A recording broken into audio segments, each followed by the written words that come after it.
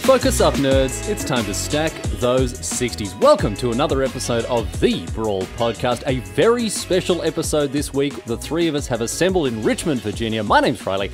I'm here in Richmond, Virginia. I'm Toffel. I'm here in Richmond, Virginia. And I'm Jamin, not in Richmond, Virginia. Oh, you're not here? Oh, Jamin. Oh, I'm so sorry. That's very embarrassing for... Oops. I should have done my homework before announcing you as being here in Richmond, Virginia for the Pro Tour with us here. Yeah, we said that. Like, we're meeting up here. Where are you? My flight was cancelled. Forever. Oh, poor Jamin. So Toffel and I are here, of course, for the Pro Tour. I'm doing coverage. Toffel will be probably going, what, 05 drop? I hope it's going better than last time, which was basically 03 and then something drop. Okay, so you're gonna try to beat the 1-7 the 1-7 play out the rest of day one. Like, I'm ready to make day two this time. All right. We'll see how that campaign treats you as the weekend goes on. We're actually coming to you live from the German testing house. There are 10 or 11 of the Germans here in this house. Yeah. And are you actually playing Yaya? Actually, like, this is a secret. We're having a very spicy deck. No, this comes out on Thursday, so you can tell them. Okay. No, we have nothing.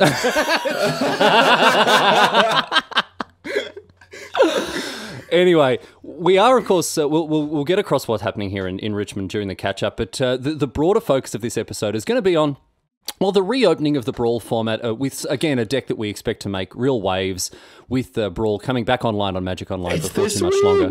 It's this week. We can't wait. And we talked about... Some people are excited about the Pro Tour. I'm excited about this. Yeah, excited about crushing those Brawl challenges again. We talked about Mono Red last week, and this week we're going to be talking about the Scarab God because, of course, the Scarab God was, right up there when we talked about Brawl as a format. Before it started, everyone's thinking it's just going to be mono Scarab God mirrors everywhere. The deck still has a lot of punch, and we're going to get across it, but right now, before that, of course, it's time for the catch-up.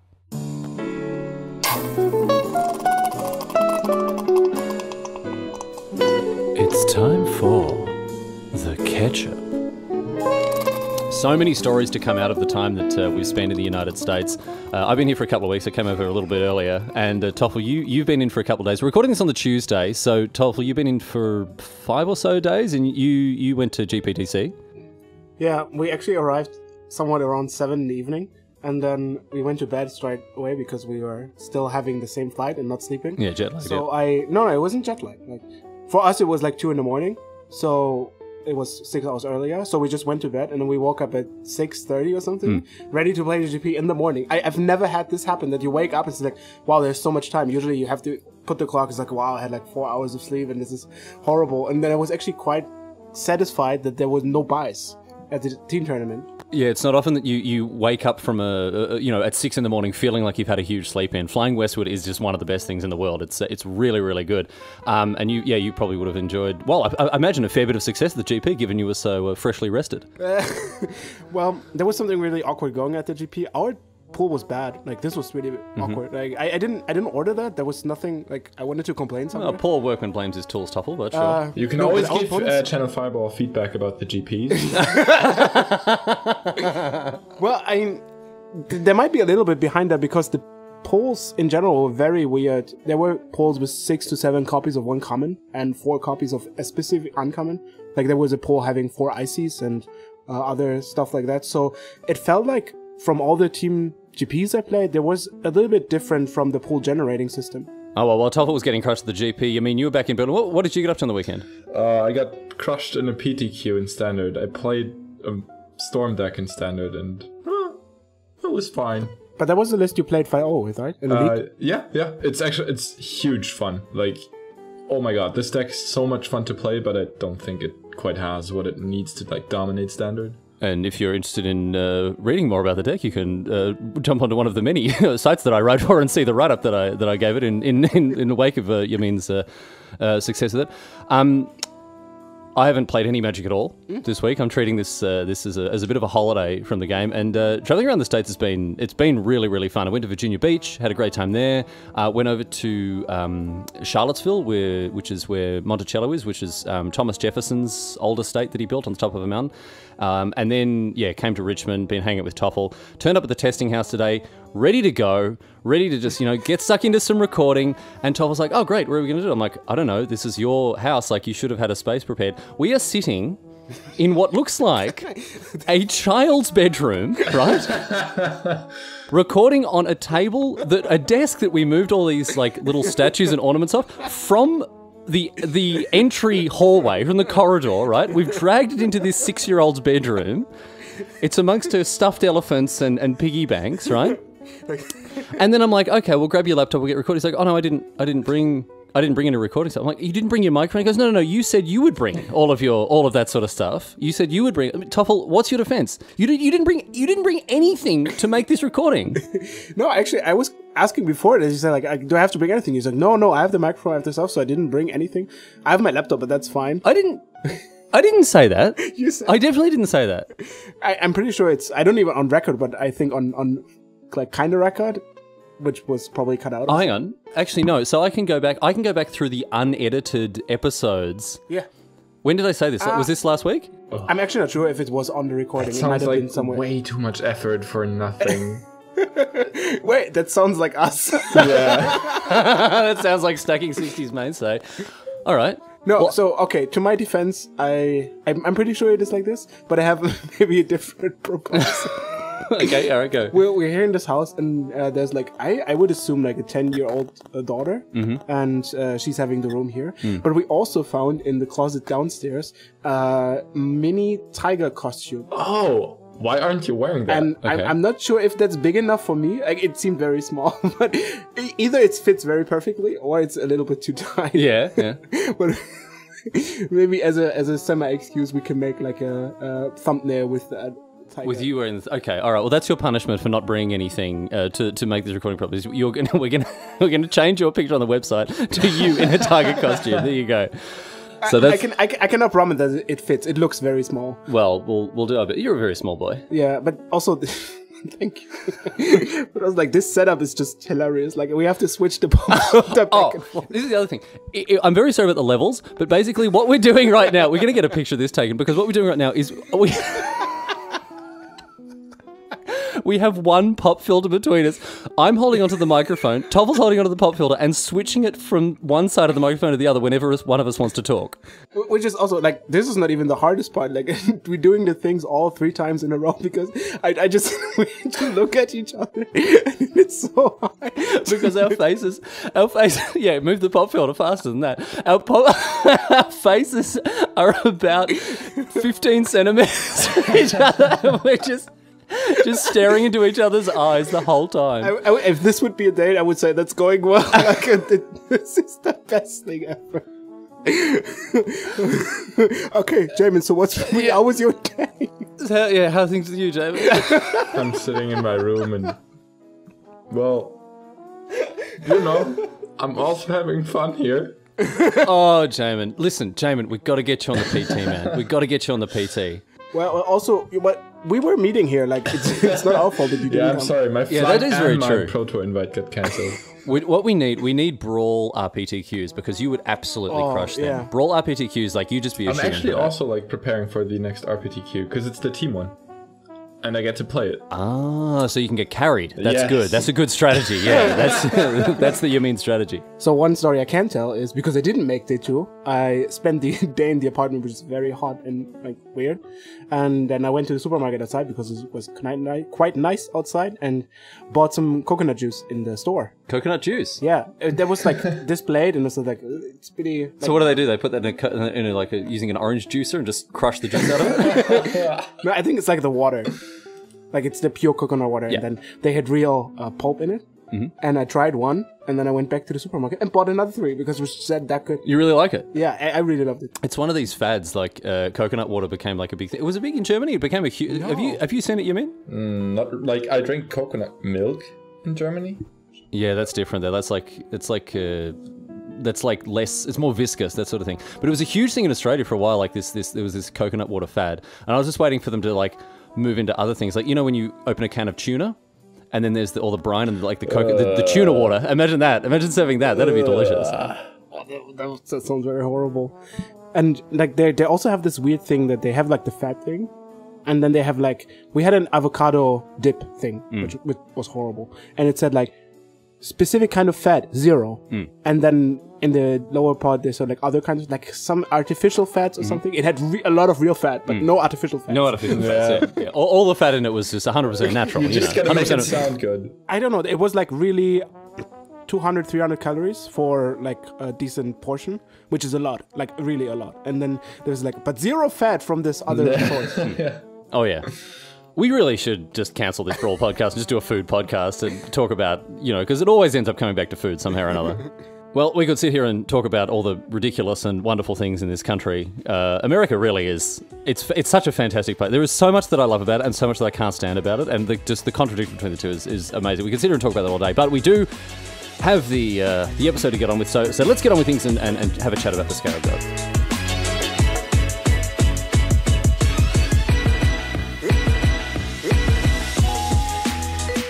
So this week, continuing a brief tour of well, it's not really a tour. It's just two stops on the bus. It's not really much of a tour, is it? Really, if it's only got 2 stops. Well, if it's a circle. If it's a circle, okay, sure. So we're heading back home now to where we began. We talked about Mono Red last week, and this week we're going to be talking about the other deck that we really expect to make a huge impact in this new Brawl since they announced the changes a few weeks ago. And that deck is the Scarab God. Toffel, you put together this list, and it's a deck that I know that you're pretty excited to try out. Yeah, like Jamin did the 1.0 version, and I aggressively cut out a lot of cards and put some other cards in.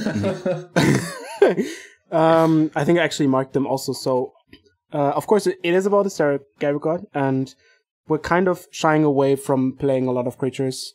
It's not really a mid-range, it's more of a control version, because you want to blank a lot of the removal spells from your opponent most of the time. Well, my question is this. I mean, we've talked about last week how aggro decks are going to become very viable once again, thanks to the lowering of the life total. If we're slating this as a control deck, is it going to have what it takes to defend a much lower life total than beforehand? While building the deck, I actually made sure that the early game is pretty much covered up, because we expect the metagame to be heavy red-sided, especially if the good players are picking up the deck from last time. So we included a lot of cards that are good defensive cards in the early game, because your Scarab God already is your late game. And that means you will be able to survive until the point where the Scarab God can take over the game. So effectively, you're freeing up the top end of the deck because you've always got your win condition in hand. Basically, you can just keep answers and interaction disruption in hand as well. I mean, if you're going to be hustling and bustling with mono red, how scared are you? Just at first blush, how scared are you going to be to see someone sitting down opposite you playing the Scarab God? In general, I don't think I would be terribly scared. It really depends on the way they build the deck. Like as Toffel said last week, people tend to favor fancy late game cards, but in this list we actually included so much early game that I think it has a fighting chance against the aggressive decks. So one of the approaches we could have taken was playing bad early creatures like the Contraband King. Yeah.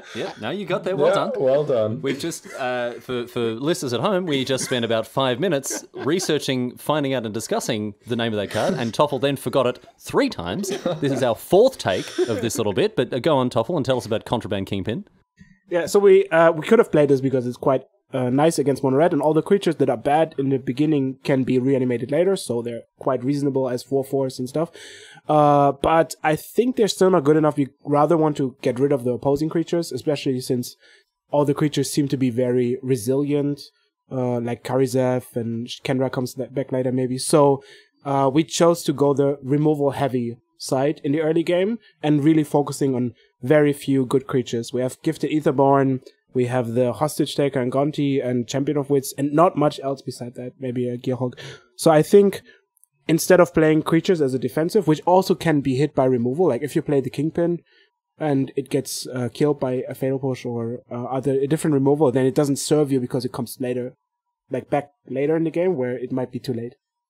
And the other point is, I think that removal is also quite reasonable later. Like when you draw a Fatal Push, or we're playing, for example, a Doomfall and the Cast Down and Walk the Plank, you can still kill bigger creatures with your creatures, like the 1/4 might not be able to do, because they still have to die, and then you cannot react to them as fast as you can.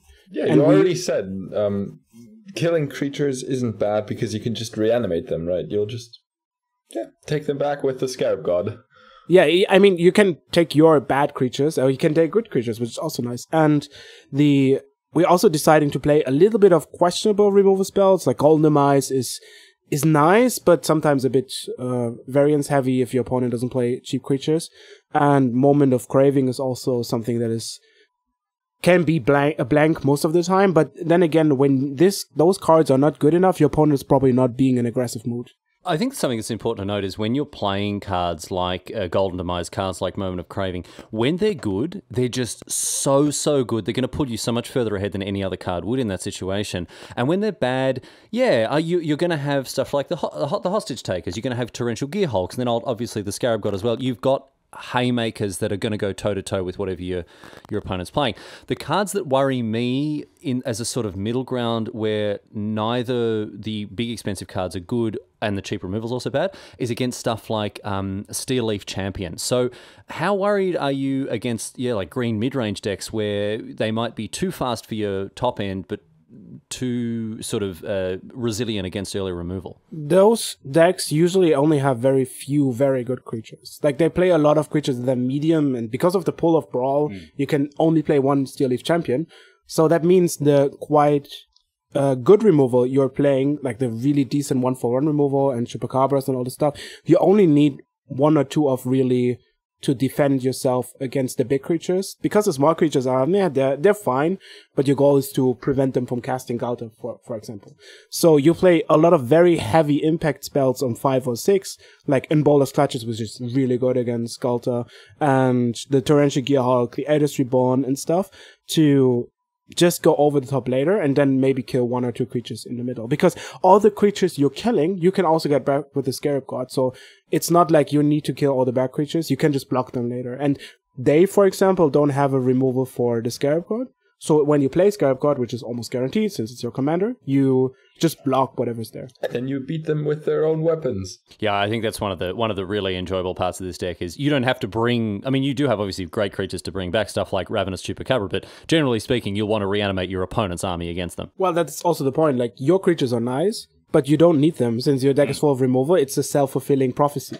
Like, they're playing creatures, you kill them, and then you play Scarab God, and then you could actually... I can see playing no other creatures, or just cutting down to a lot of spells, but some creatures are just so good. Like Gonti is, for example, such a neat way of getting card advantage over like twice, because you can also get it back with Scarab while blocking creature, while also stealing a card. Yeah, Gonti is such a fantastic blocker. Like, we've seen that in Standard already, and...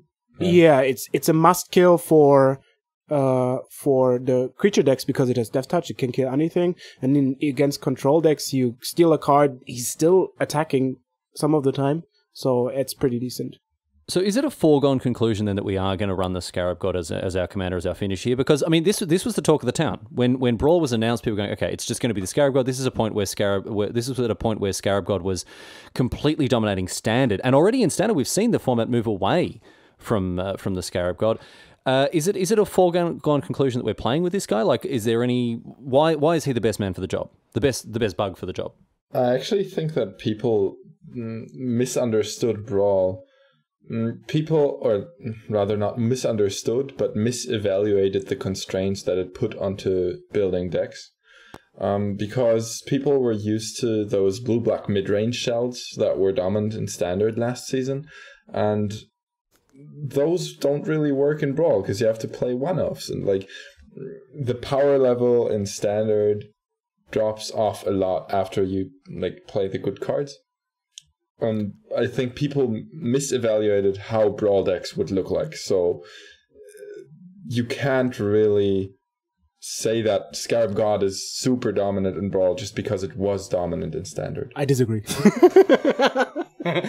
Toffel has just been staying. He's been waiting like he's been under starter's orders there to jump in with that. But Toffel, what's your perspective here? I think Scarab God would have been a fine deck if there wouldn't be Brawl. Like, the way Brawl oppresses other control decks was just so dominating. You couldn't play any other control deck because your cards are not suited well against the Scarab God strategy. Everything is expensive. You play not as many counter spells. Everything will be handed easily. You cannot kill Brawl sufficiently. So the Scarab God or any other control deck for the matter didn't have a chance because it didn't get through Brawl. And without Brawl, I think Scarab God would have been a good deck. And I don't think it's just because you can play one-off, because actually, as we will see later, you have a lot of cards to select from and to cut. So it's not as bad as Mono Green or Brawl, where you have like a few options. There are quite a decent list. There's a decent list of cards that you can play. There's still hard choices to cut or include. What I was trying to say was more referring to people saying that there's only going to be the Scarab God deck in Brawl, because people were used to like Scarab God being the best card in Standard, and then they would automatically assume that that's the same case in Brawl, where the decks are going to look fundamentally different. Yeah, I see what you're getting at. I mean, I think right now as it is, from looking all the arguments, Scarab God is just the best option. And the reason that is it's just much cheaper than any other control option. Well, hang on. When you're saying it's the best option, do you mean the best option in the format altogether, or the best option for control decks? Well, definitely for control decks. I think from what it looks like, it's better than Mono Red. I personally would feel that. Because I feel like it might be better against green than red. Like, I think red has a heavy problem against green decks from I don't know this, but it looks from the paper of the deck list. So I would say Scarab God combines both the cheap answers and the best late game. I know that, you've already sort of chastened people who are making the comparison between Brawl and Standard, and obviously the two very, very different formats, even if they share a similar card pool. I want to come back to what you said, Toffel, about the Scarab God being easily, because it sounds like this isn't up for debate, that the Scarab God is easily the best creature or the best commander for a control deck. I mean, right now in Standard, we're seeing Teferi as the new control finisher, so why are you immediately locking yourself into the Scarab God and therefore blue-black? Yeah, one of the biggest reasons why I like the Scarab God the most is it just has the better second color. The black is much more efficient against other creature spells or creature-heavy decks than white. You have Fumigate and Settler Wreckage and Seal Away, but this is not something that is good against an aggressive mono red deck because you cannot rely on them. You only have one-ups. In Standard, you have usually 6 to 7 of those cards, so your game strategy can be around losing a bit of the early game and then wrathing to get ahead or even in the mid game. And in Brawl, you cannot rely on that, so you have to play cards like Seal Away, Gideon's Reproach, Ether Meltdown, all this rather bad card you don't really want to play because like Seal Away and Ether Meltdown remove them from not being in the graveyard. Like they leave them on the battlefield or exile them, and that's not what you want as the Scarab God. So the better color in black is actually a very good reason to play the Scarab God. The Teferi might on paper be a better commander, which I don't even think that's true because it's much more easily handleable as a permanent, and the Scarab God can hit for 5 every time, so it closes the games out faster, much faster than Nico Bolas or the Locust God, for example. It fights against creatures a much better way than Teferi, because if your opponent has 2 creatures, let's say they have both 3 power, you have Teferi, it comes in with 4 loyalty counters, you can do something, then it goes up to 5, it's still threatened by the creatures on the battlefield, you could remove 1, then it goes to 1, it still dies. You don't really have a lot of interaction with your 2 mana spells, like in Standard you have Seal Aways and Blink of an Eye and some counter spells, so you can untap and then react to attackers, which doesn't work here. Teferi doesn't give you the stability that you can just play a Scarab God and it comes it has an impact on the game. Also, the Scarab God is always 5 mana, and that is something that seems a bit weird because of the commander taxes, but since when it goes into the graveyard, you can always take it back to your hand. So you will always, the default option will be to put it into your hand because of the graveyard. Usually when a commander dies, you put it in exile again, and you can cast it. But the Scarab God will go into the graveyard. Even if they exile it from the graveyard or from your hand with this card, you can still put it in your command zone. It costs 7 then, because you cast it the second time, but then you can put it in your hand again from the graveyard, so it costs 5.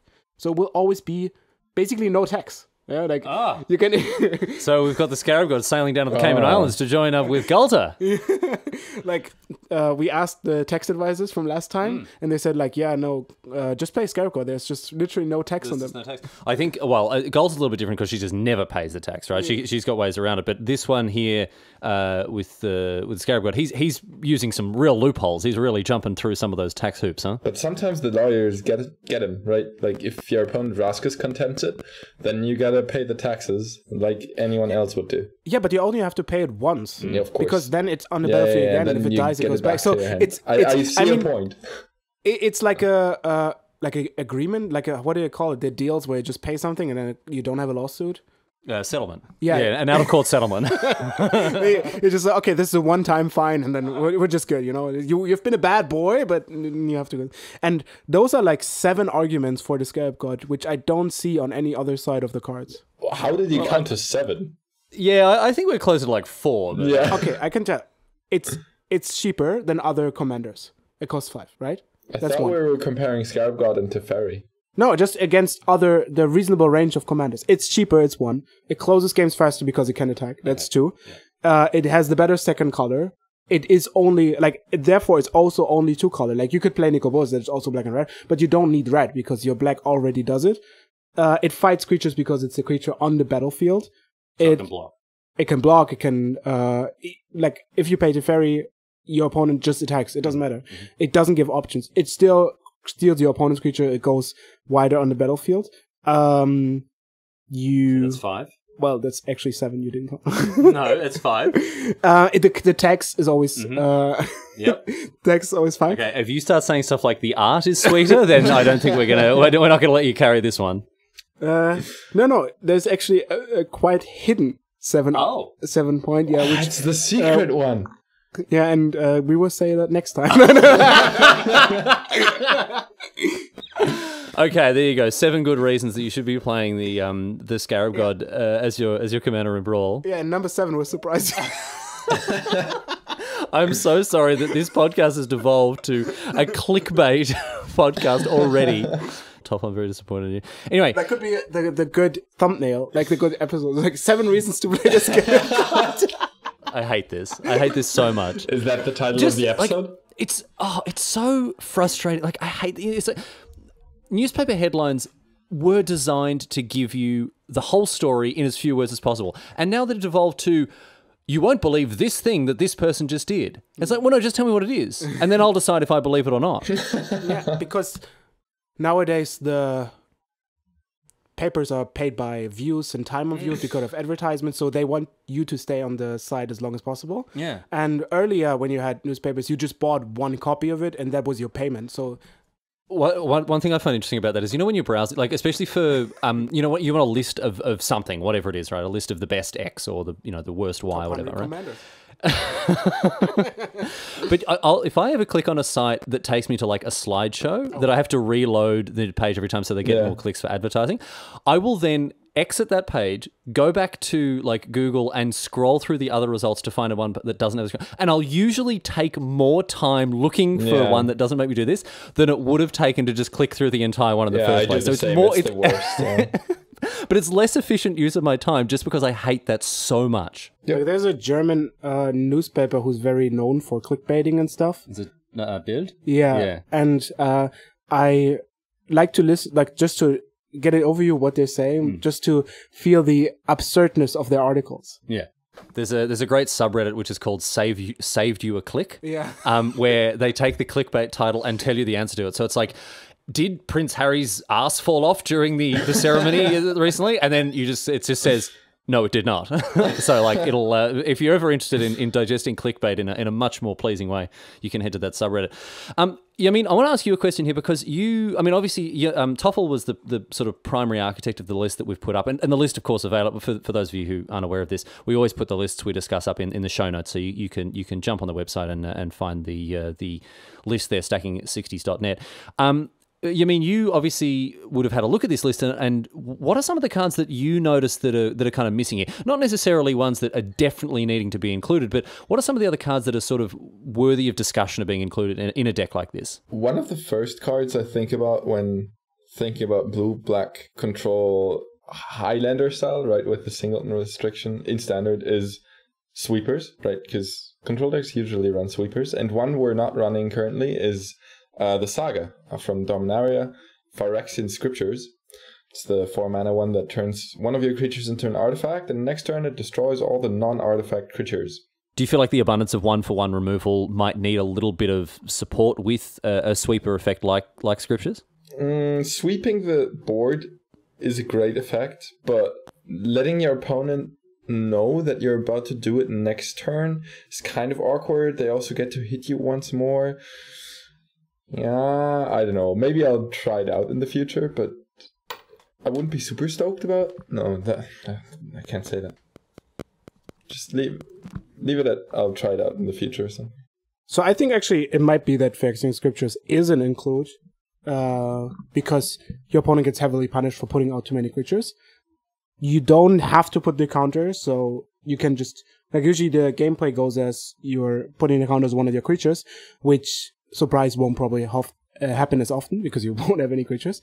But then you just wrath the board and you can untap with it. Actually, maybe it's just an include. You're right, Jamin. Like, the gameplay, how it goes, like casting a wrath and then untapping first is beautiful. The only thing that's really annoying is that you're exiling your opponent's graveyard, so you cannot take the resources from that. Yeah. But I think that's like, just not a good not a big enough downside. I think we've changed sides on this one, because if they have like this massive amount of creatures out on the board that you want to wrath, then you play Phyrexian Scriptures and then they hit you for another 10 damage or something. That actually doesn't sound too great, but I mean, compared with your removal, you won't be dying until turn 4. Like, if you need to put like a life jacket thing, what is it? A life jacket? Like this line that you Do you know what that's called? No, that's why I'm asking. Yeah, I know it. You're just it's called a life jacket. Like the line? I mean, like the line that you have to... All right. Back up. Are you talking about the thing that you put on, that like the big yellow thing that blows up before you get into the water? No, I mean the thing when you jump out of a plane, you want to fly, then you have to... You want to fly, you jump out of a plane, you want to fly. Are you talking about Leonardo da Vinci's wingsuit, or are you talking about a parachute and a ripcord? The ripcord! Ripcord. So if you need a ripcord, easily, on turn 4, then it might be the best option. It can go that, like, maybe you don't draw your Fatal Push or your Walk the Plank, and then turn 4 is the first time you can actually play something that has an interaction, and Phyrexian Scriptures seems like a very good insurance. Maybe including this is actually quite reasonable. What about another sweeper, though? You mean you talked about sweeping effects being something you're interested in. What about something like River's Rebuke? River's Rebuke suffers from the problem that you don't get to actually trade for the cards your opponent invested into building the board. And then 6 mana probably taps you out. Like, we don't really need a card that's good when we have like 10 mana to River's Rebuke and then reanimate something our opponent had dying earlier.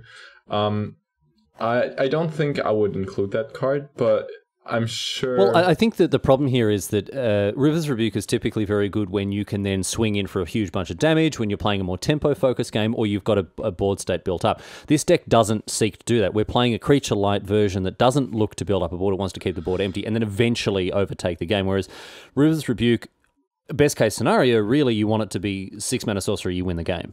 Yeah, and if you already have a board, you're probably already winning, right? If you already have like those 5 zombies that are all like scrying and dealing damage to your opponent using the Scarab God, you probably don't need another 6 mana sorcery to win you the game. We are playing more or less every single removal spell in, that costs 3 or below and some above it. But I noticed that Blink of an Eye is something that's missing from this list. Toffel, why is this something you've overlooked? This card seems fantastic. You don't want to really buy time, and it also doesn't go to the graveyard. You just want to get rid of the process and like rid of the... You actually want to trade for your opponent's cards. Yeah, exactly. Like, Blink is a good tempo card when you're building up to something that the tempo is worth, and we're not doing very insane things. We're trying to get little advantages most of the turns, and then just have a bigger board stand than our opponent. Blink is good if you need to stall for like a Wrath, or you need to have some options in bouncing something. And all the other cards we're playing, like, we're playing a lot of the 2 mana counter spells and removal spells, and there's only like 33 cards you can play or something. I think this list plays like 26 lands, if I remember correctly. So Blink is not a priority, and I can see it maybe an inclusion if there are some oppressive enchantments that you need to get rid of, because the only way is to bounce them back and counter. If your opponent plays Metallurgic Summonings, for example, or some Planeswalkers maybe that you need some solutions to, this is good. But as for now, as we kind of said because of our other list that we think is the dominant deck, we need something that interacts more or better as just bouncing for 2 mana. There are actually a range of other cards that were under consideration for being included in this list. If you go to the list, I think we've posted on MTG Goldfish, and you look at the sideboard, obviously Brawl decks don't have sideboards, but that sideboard is the other cards that are sort of under consideration, and I guess is also a way to remember the cards that we may want to bring in as we get a clearer picture of the metagame, because this deck is very much tuned to beat what we expect to be the new Brawl metagame, right?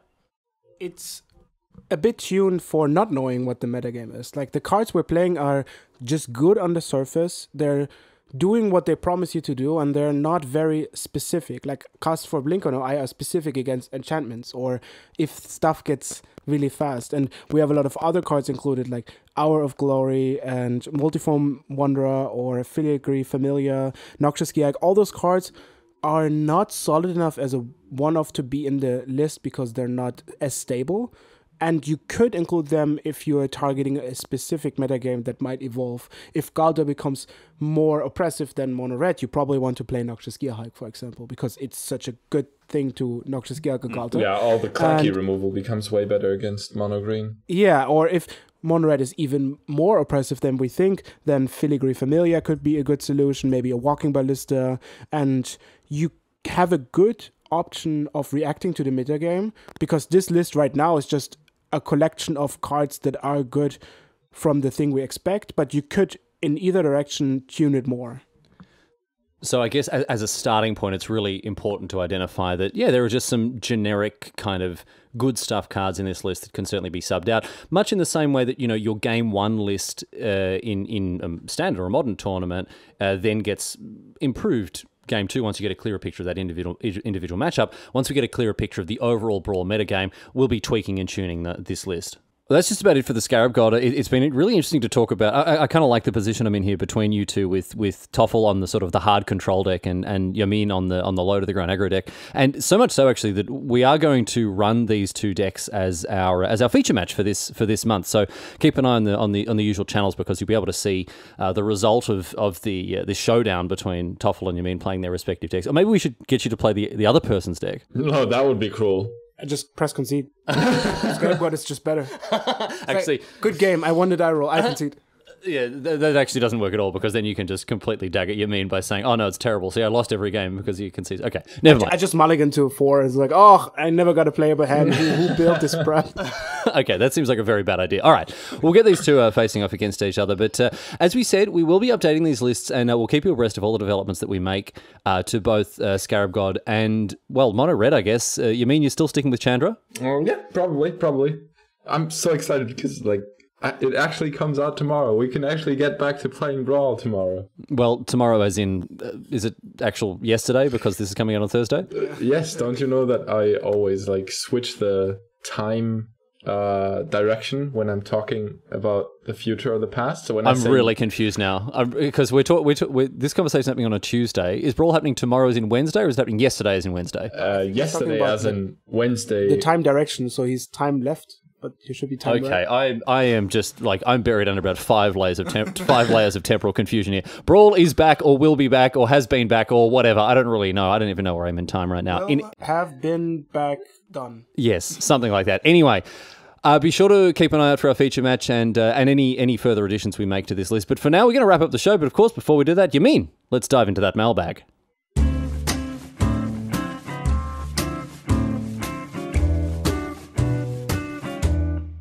You've got mail.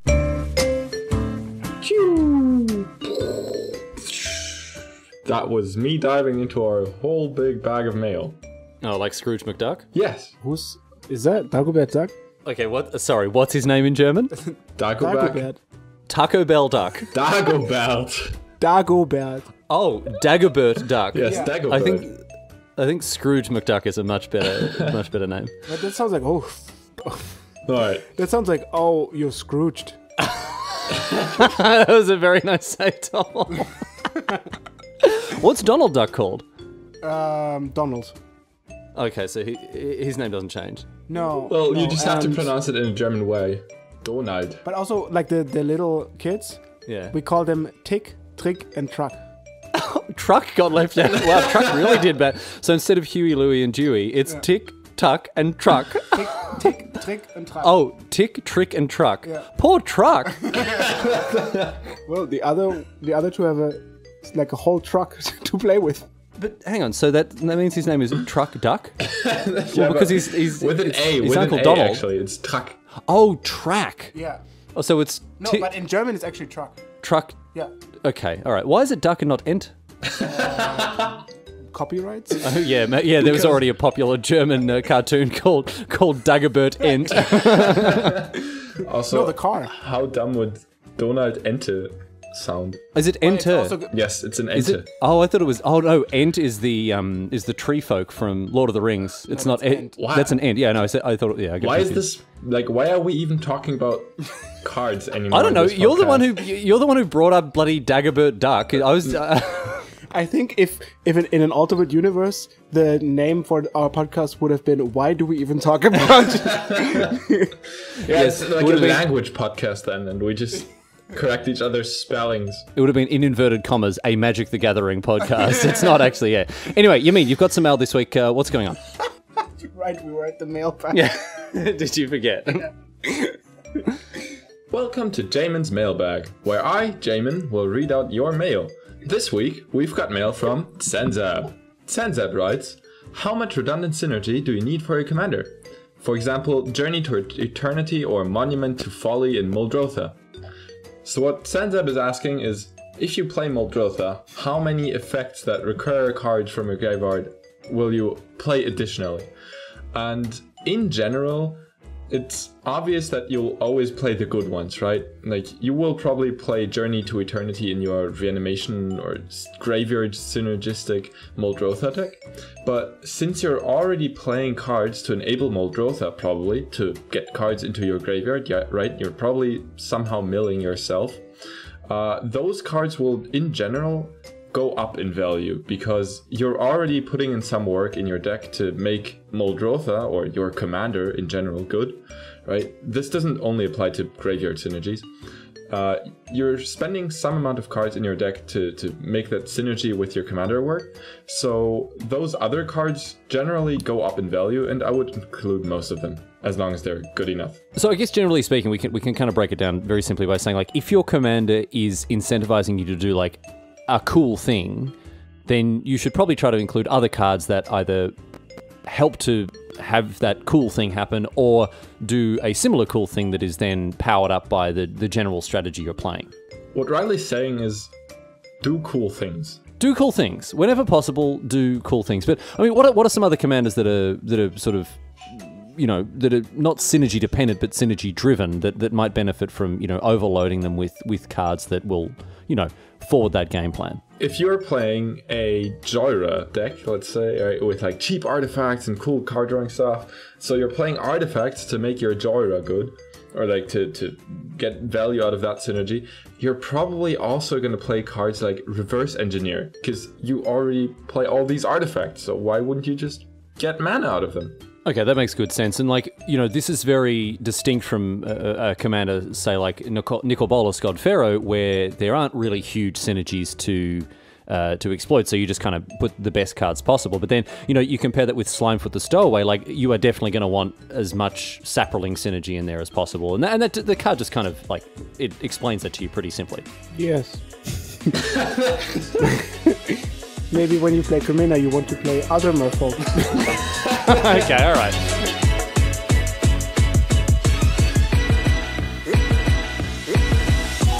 Thanks so much for listening to another episode of Stacking Sixties, the Brawl podcast. It's been great to hang out with you this week, as it is, of course, every week. Wow, Toffel's actually nodding as I'm talking. I've never seen that before. Do you do that as well when you're just like listening on the other end of the line? Yeah, I was just thinking about how we all met here in Richmond to do the podcast. Poor Jamin, let's not rub it in any further. In any case, if you want to find out more about the show, you can jump on our website, stacking60s.net. It's there that you'll find everything that you need to know about the show, previous episodes, links to our YouTube page, our Twitter pages, of course. You can follow the show at Stacking Sixties, and other links like to things like our Patreon. We are every week supported by very generous people who choose to chuck in $1 or $2 for every episode, and you can join them as well. The benefit of doing that, of course, they're all listed on the website. You can see them, but the main one is you're going to win a lot of boosters. Next week, we're going to be giving away a whole stack of boosters as we do to one of our patrons, as we do at the beginning of each month. And you could be part of that. You can be part of that draw if you want to jump on our Patreon and subscribe for as little or pledge as little as $1 per episode. You can be part of that list. We also have a Discord server. People tend to hang out there, discuss the format, generally during the challenges as well. Get together and discuss what's going on with Brawl. Been a bit quiet, I imagine, Jamin, with Brawl being offline. What's been going on the Discord? Yeah, obviously during the challenges we talk a lot, and during the last few weeks there were no challenges. So if you want to come and make some noise in the Discord, you're going to be able to find the link on our website and come and hang out with the rest of us there. It's always good to have people come along and have a chat about and share their thoughts on the format. And with Brawl reopening again, it'll be really good to hear what people have to say. That's just about that. We're going to close out the show as we do every week, of course, with Toffel's Tweet. Toffel's Tweet is the weekly competition. If you want to join, you don't even have to be a Patreon member to be part of this one. All you have to do, jump onto Twitter. And if you make a tweet with the hashtag Toffel's Tweet, Toffel may choose to read it out on the show. And if he does, you win 5 boosters. And Toffel, I understand we have a returning victor for this week on Toffel's Tweet. So let's get into it. Toffel's Tweet. Incoming. Yeah, this time Toffel's Tweet is a returning player, as you said, because he raises a very important questions, I feel like, and this is something we haven't talked much on the podcast, but I feel it has to have a spot in our community. Okay, I'm concerned because you're looking at me. You're looking at me like a kid who is about to sort of unveil some kind of nasty trick on a parent. So, so our Toffel's Tweet for this week comes from 44 again. And the question is, mismatched duel. Okay, no, I don't even need to hear any more words. I heard the word mismatch. I know what this is going to be. Are mismatched duel lands better or worse than mismatched basics? Goodbye. I'm out. See ya. Take this. I don't want it. Get out of here. Dude, you finish the show yourself. That's it. I don't want to talk about it. That's it. All right. Well, this was Stacking 60s this week. Yeah, from now on we're 1/3 of Stacking 60s. Yeah. I think it's only us two from now on. Yeah, just to answer, we could just basically ask any other question, like how bad Australia is in cricket and culture. I don't know. We're finally free to do whatever. Anything you want to say? The only question is who will edit our episodes. We're free. No, we're still. Yeah, we're talking still about we think the rice dual lands in white are much better combined with the 4th edition backboard. Do you have an? How is this even a fruitful discussion? Show.